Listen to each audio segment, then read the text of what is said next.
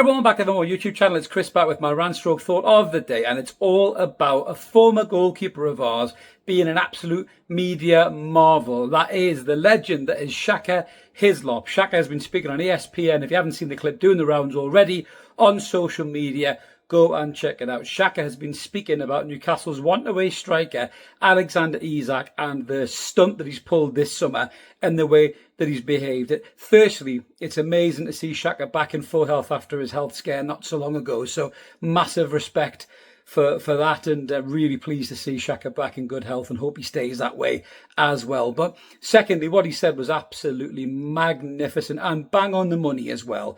So he's talking about Alexander Isak's statement and his behaviour and everything else. And he basically said, don't take the moral high ground. Don't talk about, broken promises and all that kind of stuff. If you're refusing to train with your football team and you're refusing to be reintegrated with your teammates, you're basically refusing to do the job that you're contracted and paid to do by Newcastle United.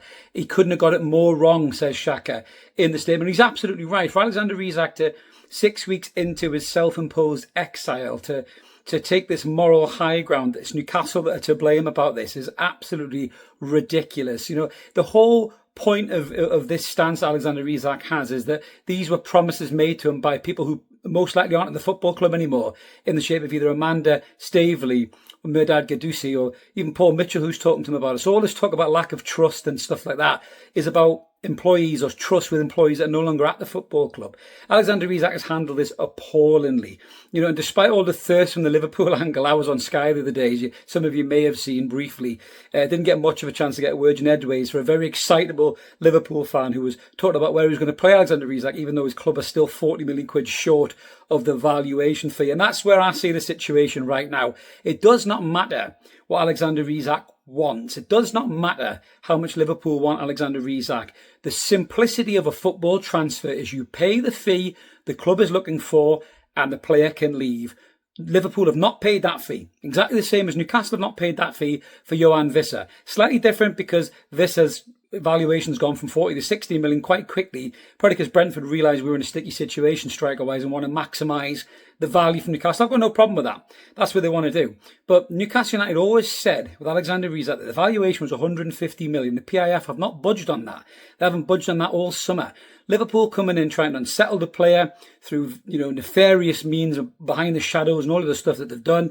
Signing targets that Newcastle were trying to bring in to replace Alexander Isak, which was the most batshit crazy transfer tactic I've ever seen. It's actually backfired on Liverpool massively. Something my red friend on Sky didn't understand. I don't think many Liverpool fans seem to understand.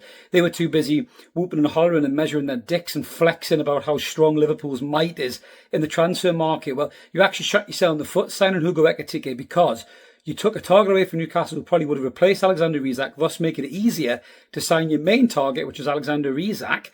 And now, if you do sign Alexander Isak, you've got an issue with Ekitike and him fitting into the same team and maybe upsetting one of them. And Hugo Ekitike doesn't look like he hasn't got a moody side to him because he's already shown that previously. Fuck me, when he scored his first goal, he was doing the chatter, talking thing. So that's going to be a problem for Liverpool if they do sign Alexander Isak. But I don't think that he is going to go there this window, and I'll tell you exactly why. I've seen a lot of stories going out from trusted media sources. I think that statement pissed off Newcastle. I didn't think there was a need to make it, whether it was Alex himself or whether it was his representatives. It was a terrible decision. And I think what it did was actually make Newcastle more belligerent and not willing to sell this player. And Shaka Hislop is exactly right about this. He couldn't have handled this any worse if he tried. I have got no problem with Alexander Isak wanting to leave Newcastle. Most of you fans probably don't either, because he is a brilliant player. He is the third best striker on the planet. Second, if you listen to Jay Boothroyd the other day. So he's worth 150 million, surely, isn't he? But he is the third best striker on the planet. So those players don't go for cheap, right? But if he was just going to leave and he went about it the right way, Newcastle wouldn't have been bothered about that. We would have been sad to lose the player, but we would have said, look, we understand he's got more chance of winning trophies and win the Champions League, maybe go for a Ballon d'Or, all that kind of stuff, take over for Mo Salah. We would understand it, but there's ways to go about it, and Alexander Isak has not gone about it at all in the right way, and neither has his representatives. And people like Shaka are bang on the money with what they're saying about the whole situation. It could have been so much easier and classier between the player, Newcastle and Liverpool. And this is all about ego. This is why this has gone the way it's gone. It's not about broken promises. It's about ego. Alexander Isak's ego, his representatives' egos and Liverpool's ego as a football club who just think they can flex their muscles, low baller club and get a player who's worth 150 million for 40 million less, and it ain't going to happen. So this noise is all a backdrop behind the game coming on Monday.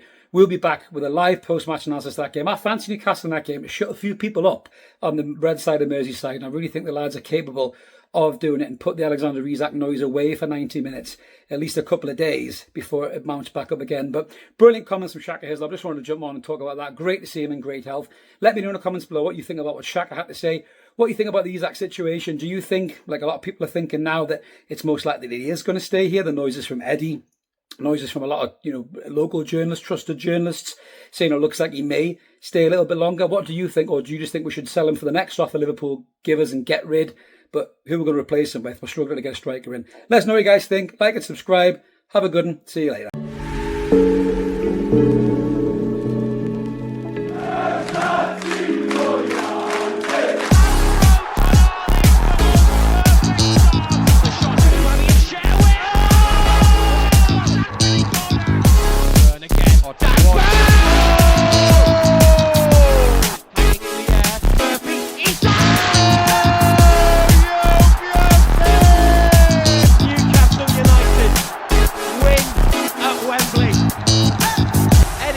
Heroes celebrate.